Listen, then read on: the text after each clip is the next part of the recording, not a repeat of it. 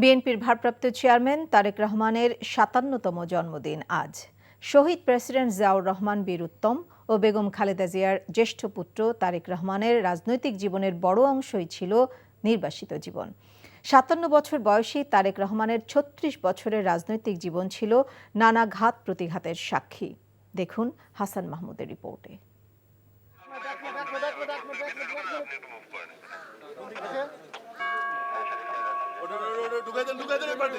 1-11-এর এক অস্বস্তিকর বাঁকবদলের ভিন্ন প্রেক্ষাপট দেশের জাতীয়তাবাদী ভবিষ্যৎ রাজনীতির তরুণ নেতৃত্ব তারেক রহমানকে নির্বাসনের নিয়তিতে বাধ্য করেছিল ২০০৮ সালে।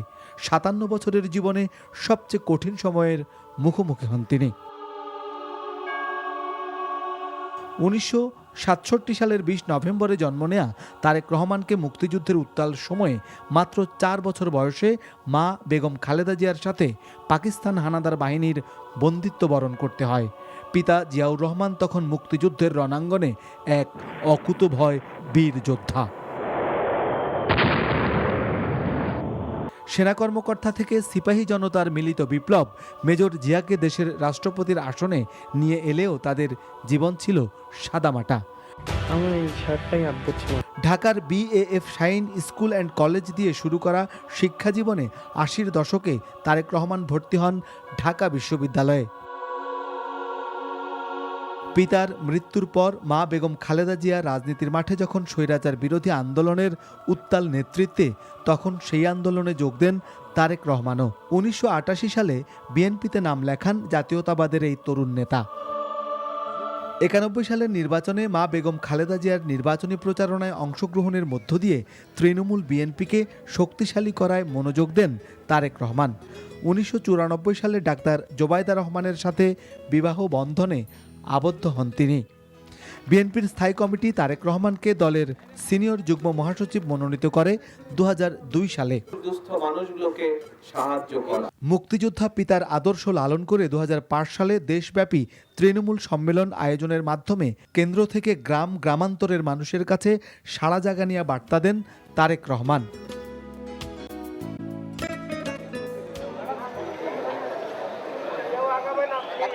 ২০০৭ সালে মঈন ফখরুদ্দিনের সময়ে খড়গ নেমে আসে জিয়া পরিবারে। ৭ই মার্চ তারেক রহমানকে গ্রেফতার করে সেনা সমর্থিত সরকার। দায়ের করা হয় ১৩টি দুর্নীতির মামলা। কারাবরণ আর শারীরিক ও মানসিক নির্যাতনে যেতে হয় হাসপাতালে। প্রায় ১৮ মাস কারাবাসের পর জামিনে মুক্ত হয়ে ২০০৮ সালে ১১ সেপ্টেম্বর উন্নত চিকিৎসার জন্য লন্ডনে যান তিনি। দীর্ঘ ১৬ বছর লন্ডনে থেকেই দেশের রাজনীতির চড়াই উতরাইয়ে জাতীয়তাবাদের পতাকাকে দিক নির্দেশনা ও নেতৃত্ব দিয়ে এক ছাতার তলে ঐক্যবদ্ধ রেখেছেন এই তারেক রহমান। দিয়েছেন গণতান্ত্রিক আন্দোলনের নেতৃত্ব। আমাকে ভোট দিতে হবে এমন কোনো কথা নেই, আপনার ভোট আপনিই দিবেন, যাকে ইচ্ছা আপনিই দিবেন। হয়েছেন দলের সিনিয়র ভাইস চেয়ারম্যান। স্ত্রী ডাক্তার জোবায়দা রহমান ও কন্যা জাইমা রহমানকে নিয়ে নির্বাসিত জীবনে তারেক রহমান হারিয়েছেন ভাই আরাফাত রহমান কোকোকে। প্রিয় মা বেগম খালেদা জিয়ার কারাবন্দিত্ব আর অসুস্থতা দূর পরবাসে তাকে কষ্টের কাছে অসহায় করে তুলেছে। ৫ আগস্ট ছাত্র জনতার গণ অভ্যুত্থান পরবর্তী সময়ে আবারও সব নিষেধাজ্ঞার জাল ছিন্ন করে আশার আলোকবর্তিকা হয়ে বেজে উঠেছে জাতীয়তাবাদের এই কণ্ঠস্বর। স্বৈর শাসনকে মেনে নিতে রাজি নয়। Hasan Mahmud, NTV news, Dhaka. ভারতের সাথে বাণিজ্যের ক্ষেত্রে কোনো দূরত্ব নেই বলে জানিয়েছেন বাণিজ্য উপদেষ্টা বশির উদ্দিন। সকালে রাজধানীতে ট্রেডিং কর্পোরেশন অফ বাংলাদেশ TCB-র ট্রাক সেল কার্যক্রমের উদ্বোধন শেষে সাংবাদিকদের একথা জানান তিনি। বলেন, দীর্ঘমেয়াদে পণ্যমূল্য কমাতে রাজনৈতিক সদিচ্ছা জরুরি। মেজবাহ হাসানের রিপোর্ট। লাগামহীন বাজারে একের পর এক পদক্ষেপ নেওয়ার পরেও নিয়ন্ত্রণে ব্যর্থ হচ্ছে সরকার। তখন ভোক্তা সাধারণের স্বস্তি ফেরাতে ভর্তুকি মূল্যে পণ্য দিচ্ছে TCB। মূল্যস্ফীতির চাপে থাকা সাধারণ মানুষের কাছে পণ্য পৌঁছাতে দীর্ঘমেয়াদী চলা এই কার্যক্রমে 2 কেজি তেল, 5 কেজি চাল, মসুরের ডালের সাথে এবার যুক্ত হলো 3 কেজি আলু। 5 কেজি চাল পাইছি, 2 কেজি ডাল, 3 কেজি আলু, 2 কেজি তেল, 590 টাকা প্যাকেজ। কম দামে পণ্য পেয়ে কিছুটা তৃপ্তি পেলেও দীর্ঘমেয়াদে সমাধান চান ভোক্তারা। 2 টাকা আমরা তো অর্থ কমে পাইতাছি, এই কারণে আমরা উড়াইতে পারি। বাজার কমলে তো ভালোই। এখানে অনেক কম, আলু 40, আপনি তেল 110, ডাইল 70 না 60। এই জন্য এখানে আসছি। তবে ঊর্ধ্বমুখী বাজারে লাগাম টানতেই বেশ কিছু পণ্যের আমদানি শুল্ক কমানো হয়েছে বলে জানান বাণিজ্য উপদেষ্টা।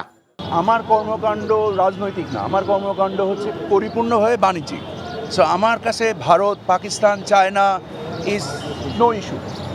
আমি সবাইকে সংযুক্ত করতে চাই। যেমন আপনারা সিন্ডিকেট বলছেন, আমরা যদি এখন দেশ হিসেবেও সিন্ডিকেটেড হয়ে যাই তাহলে তো সমস্যা।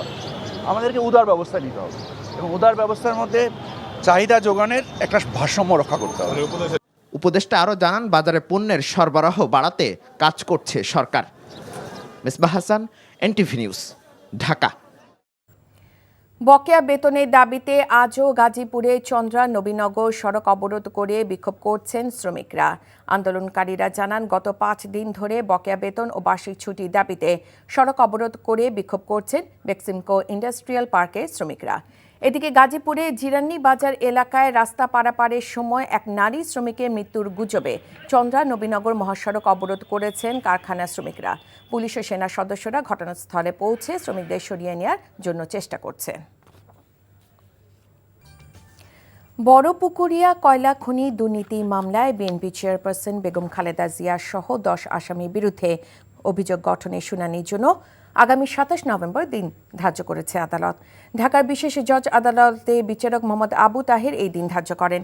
বুধবার বিএনপি চেয়ারপারসন বেগম খালেদা জিয়ার আইনজীবী তার পক্ষে হাজিরা দেন। ঢাকার বিশেষ জজ আদালতে খালেদা জিয়া ও খন্দকার মোশাররফ হোসেন ও আলতাফ হোসেন চৌধুরীর পক্ষে অব্যাহতি চেয়ে শুনানি করেন তাদের আইনজীবী। এদিন শুনানি শেষ না হওয়ায় আগামী 27 নভেম্বর অভিযোগ গঠন শুনানির জন্য নতুন দিন ধার্য করেন বিচারক। শেখ হাসিনা সরকারের গঠন করা ট্রাইব্যুনালেই বিচারের মুখোমুখি হলেন সরকারের ফ্যাসিবাদী কর্মকাণ্ডের মূল হাতিয়ার হিসেবে অভিযুক্ত সাবেক পুলিশ প্রধান চৌধুরী আব্দুল্লাহ আল মামুন ও সাবেক মেজর জেনারেল জিয়াউল আহসান সহ 8 কর্মকর্তা। জুলাই আগস্ট বিপ্লবে গণহত্যার ঘটনায় মানবতা বিরোধী অপরাধের অভিযোগে দায়ের করা মামলায় তাদের বিরুদ্ধে 1 মাসের মধ্যে তদন্ত প্রতিবেদন দেওয়ার নির্দেশ দিয়েছে ট্রাইব্যুনাল। একই সঙ্গে সবাইকে কারাগারে রাখার নির্দেশ দেওয়া হয়। তামজিদ সুমনের রিপোর্ট। জুলাই আগস্ট জুড়ে যখন পুড়ছে গোটা দেশ, ঠিক তখন ছাত্র আন্দোলনে নির্বিচারে গুলিবর্ষণ আর হত্যাযজ্ঞ চালায় পুলিশ বাহিনীর কিছু সদস্য। সেই হত্যাযজ্ঞের সময় পুলিশ প্রধানের দায়িত্বে ছিলেন চৌধুরী আব্দুল্লাহ আল মামুন। তাকে প্রধান আসামি করে গত 27 অক্টোবর আন্তর্জাতিক অপরাধ ট্রাইব্যুনালে মামলা করেন চিফ প্রসিকিউটর। বুধবার সকালে চৌধুরী আব্দুল্লাহ আল মামুন ও এনটিএমসির জিয়াউল আহসান সহ 8 জনকে হাজির করে মানবতা বিরোধী অপরাধ মামলায় গ্রেপ্তার দেখানো হয়। হাজির করা হয় সাবেক পুলিশ সুপার আব্দুল্লাহ আল কাফি, সাবেক ডিসি জসিমউদ্দিন মোল্লা, সাবেক এএসপি শহীদুল ইসলাম, সাবেক ওসি আবুল হাসান ও মাজহারুল হক এবং সাবেক পরিদর্শক আরাফাত হোসেনকে।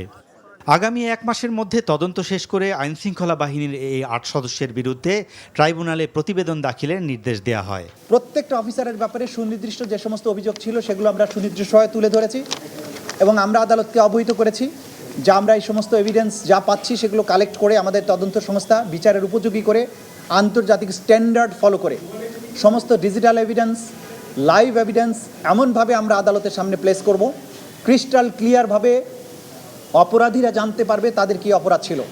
গোটা বাংলাদেশ, গোটা দুনিয়া দেখবে এই বিচারটা স্বচ্ছ এবং ফেয়ার হয়েছে। প্রসিকিউশন আদালতকে বলেন, সাবেক আইজিপি চৌধুরী আব্দুল্লাহ আল মামুন ফ্যাসিস্ট সরকারের সেনাপতি হিসেবে কাজ করেছিলেন। তার নির্দেশেই জুলাই আগস্টে গণহত্যা চালানো হয়েছে, আর এই হত্যাযজ্ঞ সরাসরি বাস্তবায়ন করেছে অন্য অভিযুক্তরা। চৌধুরী আব্দুল্লাহ আল মামুন সাহেবের বিরুদ্ধে superior command responsibility, planning, preparation, order, complicit এই সমস্ত বিষয়ে আইনের যে সমস্ত ধারাগুলো প্রযোজ্য তার ক্ষেত্রে সেই বিষয়ে তার বিরুদ্ধে অভিযোগ তদন্ত সংস্থা দিয়েছেন। সেই অভিযোগে আমরা বলেছি তাকে তদন্ত শেষ না হওয়া পর্যন্ত গ্রেপ্তার রাখা প্রয়োজন। জিয়াউল আহসান প্রসঙ্গে প্রসিকিউশন তার বক্তব্যে বলেন, সাবেক এই সেনা কর্মকর্তা আয়নাঘরের প্রবর্তক। অসংখ্য গুম ও হত্যাকাণ্ডের মাধ্যমে সরকারের বিরোধী মতকে রুদ্ধ করেছিলেন এই জিয়াউল আহসান। এ সময় জিয়াউল আহসান বলেন, তিনি কখনো আয়নাঘরের দায়িত্বে ছিলেন না। তিনি বাংলাদেশের গুম, এনফোর্সড ডিসঅ্যাপিয়ারেন্স এবং এই গুমের পরে নিয়ে গিয়ে তাদেরকে যে পৈশাচিক অত্যাচার তারপরে হত্যা করে লাশ বিভিন্ন জায়গায় ডিসপোজাল করে দেয়া, এই কালচারের জনক হচ্ছেন তিনি বিভিন্ন সময়ে এই আওয়ামী লীগ সরকারের আমলে যারা বিরোধী দলের থেকে কথা বলার চেষ্টা করেছে, ভয়েস রেজ করার চেষ্টা করেছে, তাদেরকে একের পর এক পরিকল্পিতভাবে অপহরণ করেছেন, গুম করেছেন, বছরের পর বছর আটকে রেখেছেন। সেখানে তাদেরকে নিয়ার ডেথ এক্সপেরিয়েন্স দিয়ে এমন নির্মম অত্যাচারের মাধ্যমে তাদেরকে আটক রেখেছেন। জিয়াউল আহসানের আইনজীবী বলেন, অভিযুক্ত জিয়াউলের বিরুদ্ধে গুমের অভিযোগ সঠিক নয়। আয়নাঘর নামক যে একটা ভয়ঙ্কর তথ্য, সেই তথ্যটা নিয়ে যে মিডিয়া যে ট্রায়ালটা করছে, সেই ট্রায়ালটা ওনার পরিবারের জন্য এবং ওনার জন্য অত্যন্ত মর্মান্তিক। আমি আপনাদের অনুরোধ করব, আপনারা এই কাজটা করবেন না। শুনানিতে হাউমাউ করে কেঁদে ফেলেন সাবেক ওসি মাজহারুল হক। এ সময় নিজেকে নির্দোষ দাবি করেন তিনি। Tamjid Sumon, NTV news, Dhaka. Dhaka college ও সিটি কলেজ শিক্ষার্থীদের মধ্যকার সংঘর্ষে রণক্ষেত্রে পরিণত হয়েছে রাজধানীর সায়েন্স ল্যাব এলাকা।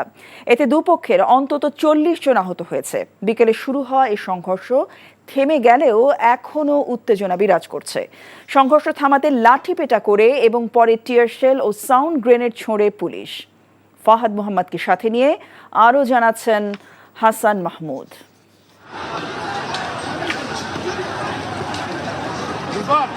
সামনে চলে যায় না, সামনে চলে যায়।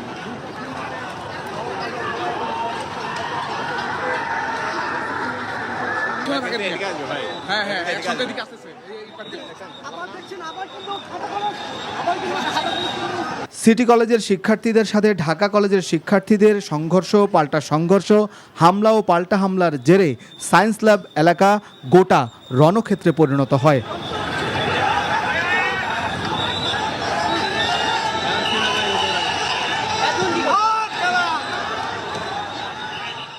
দফায় দফায় সংঘর্ষে সিটি কলেজ ও ঢাকা কলেজের উভয় পক্ষের শিক্ষার্থীদের মধ্যে অন্তত 30 জনেরও বেশি আহত হওয়ার ঘটনা ঘটে। পরিস্থিতি নিয়ন্ত্রণে আনতে ধাওয়া করে পুলিশের ধাওয়া খেয়ে শিক্ষার্থীরা ক্যাম্পাসের ভেতরে অবস্থান নিয়ে পুলিশের উপর পাল্টা চড়াও হয়। ঘটনা নিয়ন্ত্রণে আনতে টিয়ারশেল নিক্ষেপ করে।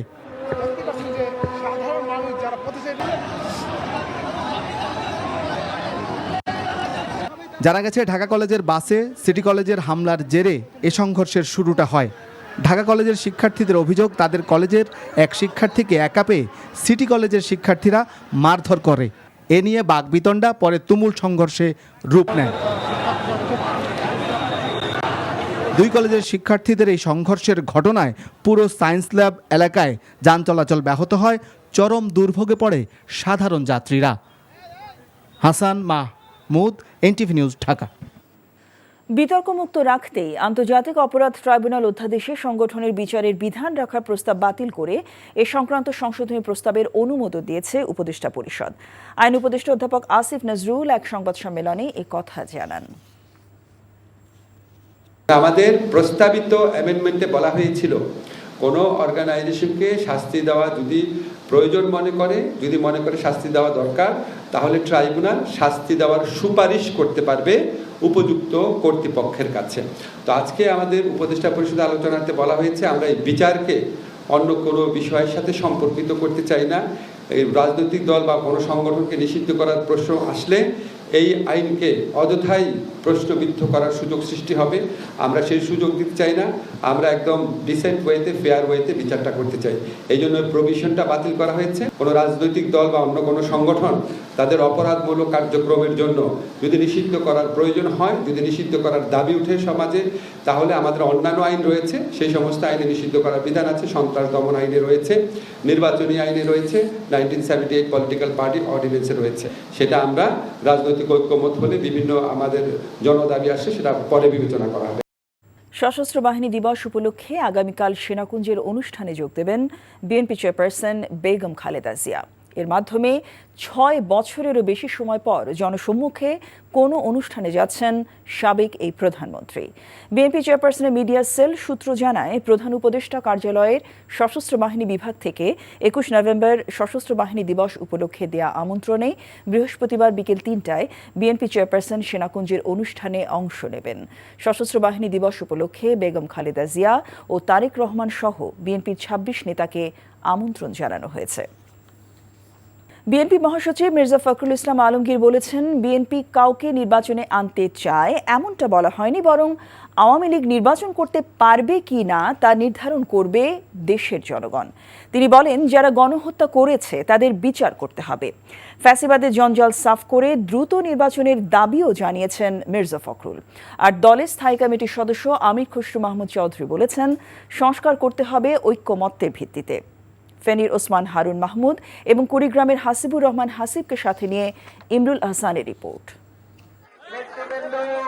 ফেনীতে সাম্প্রতিক বন্যায় ক্ষতিগ্রস্ত শিক্ষার্থীদের বুধবার শিক্ষা উপকরণ ও সাধারণ মানুষের মাঝে ঢেউটিন বিতরণ করে বিএনপি। ছাগলনাইয়ায় বেগম খালেদা জিয়ার পৈতৃক বাড়িতে এই অনুষ্ঠানের আয়োজন করা হয়। ক্ষতিগ্রস্তদের মাঝে সহায়তা তুলে দেন দলের মহাসচিব মির্জা ফখরুল ইসলাম আলমগীর। এ সময় তিনি বলেন, স্বৈরাচার আওয়ামী লীগের দস্যুরা পালিয়েছে, এখন সবাইকে ঐক্যবদ্ধ হতে হবে। আওয়ামী লীগের নির্বাচনে অংশ নেওয়ার বিষয়ে বিএনপিকে জড়িয়ে প্রধান উপদেষ্টার বক্তব্যের জবাব দেন তিনি। আমরা বলেছি যে আমরা একটা রাজনৈতিক দল, কে নির্বাচন করবে, কে রাজনীতি করবে, কে রাজনীতি করবে না, সেটা তো নির্ধারণ করবে জনগণ। আমি একটা রাজনৈতিক দল হিসেবে তো সেই নির্ধারণ করতে পারি না। সুতরাং এখানে কোনো ভুল বুঝাবুঝির অবকাশ নাই। আমরা কখনোই কাউকে কোনো দলকে নির্বাচন করতে দিতে মানা করিনি, কিন্তু যারা হত্যা করেছে, যারা মানুষ খুন করেছে, সকলকে নিয়ে সেখানে বিচার করতে হবে, তাদেরকে শাস্তি দিতে হবে।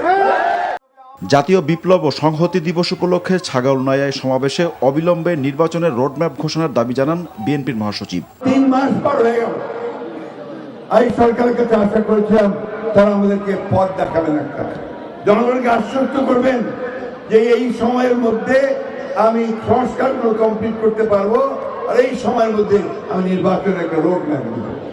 তো সেই রোড ম্যাপ আমরা বারবার চেয়েছি।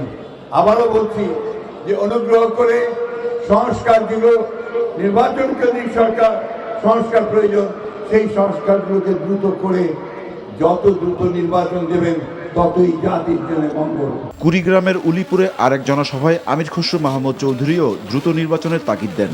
অন্তর্বর্তীকালীন সরকারের অধীনে সংস্কারে আমি তো বলেছি আমরা সহযোগিতা করব, কিন্তু যেখানে ঐক্যবদ্ধ হবে। কিন্তু বিএনপি এবং আমাদের সাথে যারা রাজপথে যুক্ত করেছে প্রায় 50 দল, আমাদের সিদ্ধান্তে অটল থাকবো। এখন সংস্কার কি হয় না হয় সেটা আমরা দেখব। ক্ষমতায় গেলে 31 দফার আলোকে রাষ্ট্র পরিচালনার প্রতিশ্রুতি দেন বিএনপি নেতারা। Imrul Ahsan, NTV news, Dhaka.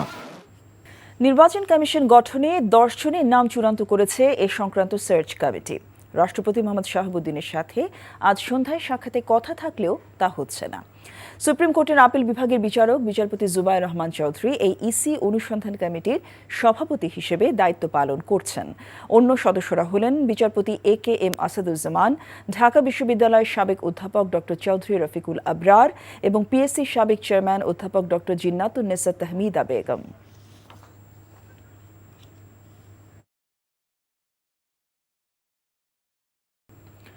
জাহাঙ্গীরনগর বিশ্ববিদ্যালয়ে ইজি বাইকের ধাক্কায় মেধাবী শিক্ষার্থী আফসানা করিম রাচির মৃত্যুর ঘটনায় অশান্ত হয়ে উঠেছে ক্যাম্পাস।